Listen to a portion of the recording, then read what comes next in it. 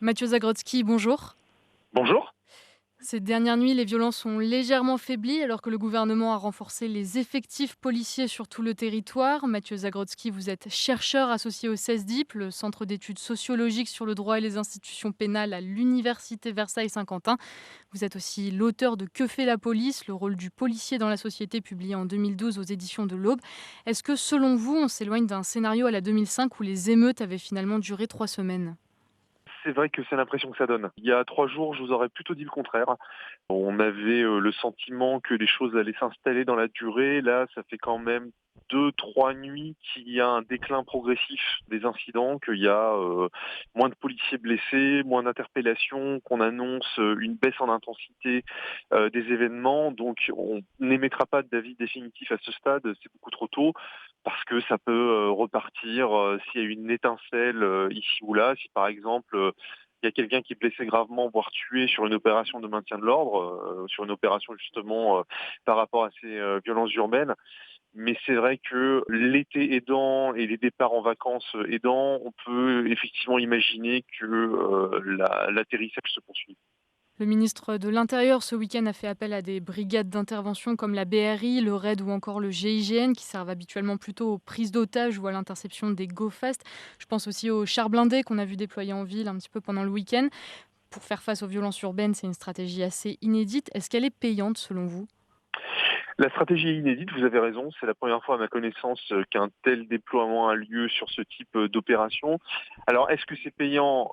Bon, là où ils interviennent, ils sont sans doute utiles parce qu'ils ont des moyens extrêmement importants, parce qu'ils ont des véhicules blindés qui permettent par exemple de traverser des barricades, mais il faut être conscient que ça ne représente que quelques dizaines de personnes. Le RAID et ses antennes régionales, la BRI de Paris, c'est au total peut-être 200, 300, 400 personnes sur l'ensemble du territoire national, ce qui est très très peu dans un pays de la taille et de la population de la France.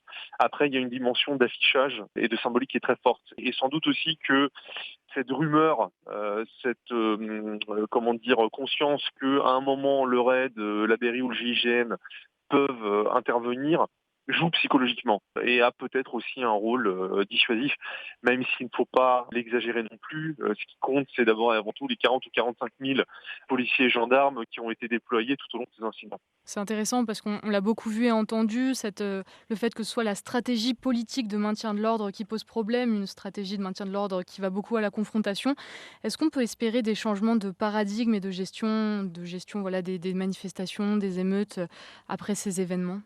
Alors j'en suis pas persuadé, en tout cas pas après ces événements-là, tout simplement parce que le changement, il est généralement induit par, des drames ou au moins des problèmes. Et là, depuis le début, de ces émeutes, il n'y a pas eu d'incident grave ou en tout cas, enfin, quand je dis d'incident grave, il n'y a pas eu de, d'actes, de violence disproportionnés commis par la police ou la gendarmerie, ou en tout cas qui auraient été médiatisés. Là, ce qui va se passer, notamment si les violences s'arrêtent, continuent de décélérer, comme c'est le cas depuis 3 jours, eh ben ça va être des annonces, enfin un autosatisfait du gouvernement et des autorités policières pour dire bah regardez, on a fait du bon travail, on a déployé des moyens, on a déployé beaucoup d'effectifs, les émeutes se sont arrêtées et en plus il n'y a pas eu de blessés graves et il n'y a pas eu de morts. Donc en réalité, quand ça marche bien, ça n'incite pas véritablement au changement. Et concernant plus largement la gestion du maintien de l'ordre, voilà, comme lors de cette intervention qui a causé la mort de Naël, est-ce que ça aussi, c'est des choses auxquelles on réfléchit, où on se dit, voilà, est-ce que ça va changer après? Oui, alors pas par rapport au maintien de l'ordre, mais par rapport à la gestion de la sécurité quotidienne. C'est une vraie question. Pour reprendre l'intervention qui a coûté la vie à Naël, elle a presque été noyée maintenant par ces quelques jours d'émeutes. Et l'attention politique, médiatique, populaire, c'est quand même de plus en plus focalisé sur ces violences urbaines, et notamment les attaques dont ont été victimes des bâtiments publics, voire des élus. Et l'affaire Naël a été un petit peu reléguée au second plan. Donc je suis pas persuadé que là, dans l'immédiat, on va avoir un débat national de nouveau sur les méthodes de police, les violences policières, la réforme de l'IGPN, etc., etc. Faut voir si par exemple, ce ne sera pas soulevé lors de débats parlementaires. Encore une fois, l'avenir le dira, mais je ne suis pas persuadé qu'on se dirige vers un tel scénario. Il y a des questions qui se posent aussi au niveau de la justice. Ce lundi matin encore, un syndicat de la magistrature dénonçait un ordre judiciaire qui rogne sur les droits des citoyens et dont pâtit justement la justice. Le syndicat expliquait en gros qu'au nom de la sécurité, il est compliqué d'opérer un véritable contrôle de la police. Est-ce qu'on observe une remise en question de l'État sur cette idée-là aussi ou pas du tout? C'est vrai qu'il y a un pouvoir très fort des syndicats de police, hein, puisque là vous venez de citer le syndicat de la magistrature, mais face au syndicat de la magistrature, j'ai envie de dire, il y a des syndicats de police qui sont extrêmement puissants. Et ces syndicats, du fait de leur puissance, bloquent beaucoup les réformes et les changements et la réflexion sur le travail de la police, ses méthodes, sa formation, son management, bref, tout ce qui a constitué le terreau de cette affaire Naël. Et par ailleurs, il ne faut pas oublier qu'il y a une frange de l'opinion publique qui a d'ailleurs voté pour Emmanuel Macron, qui est demandeuse d'ordre. Emmanuel Macron, il est élu par les voix du centre, mais aussi de la droite. Et ce sont des gens qui sont peut-être plus sensibles à la question de l'ordre, de la sécurité, que de la lutte contre les violences policières. Donc c'est vrai qu'il y a un petit peu un blocage en France aujourd'hui par rapport à ces questions-là. Et j'ai une dernière question, une synthèse en quelque sorte de voilà ce qu'on vient de voir et de dire maintenant.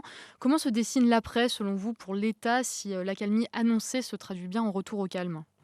J'ai envie de dire, ça va être retour aux affaires courantes. C'est business as usual, comme disent les anglo-saxons. C'est-à-dire que là, on entre dans une période estivale, avec les vacances, avec la fin des débats parlementaires. Et depuis toujours, mais encore plus à notre époque, qui est marquée par les réseaux sociaux, les chaînes d'information en continu, une actualité en remplace une autre. Et il suffit qu'il se passe complètement autre chose, par exemple sur le front ukrainien, sur le front social, sur le front climatique. Là, avec la période qui s'ouvre, on va de nouveau parler des canicules, des chaleurs, des incendies de forêt. Et au final, une priorité va en remplacer une autre. Merci beaucoup Mathieu Zagrovski Je pour vous toutes en ces prie, précisions. c'est un plaisir.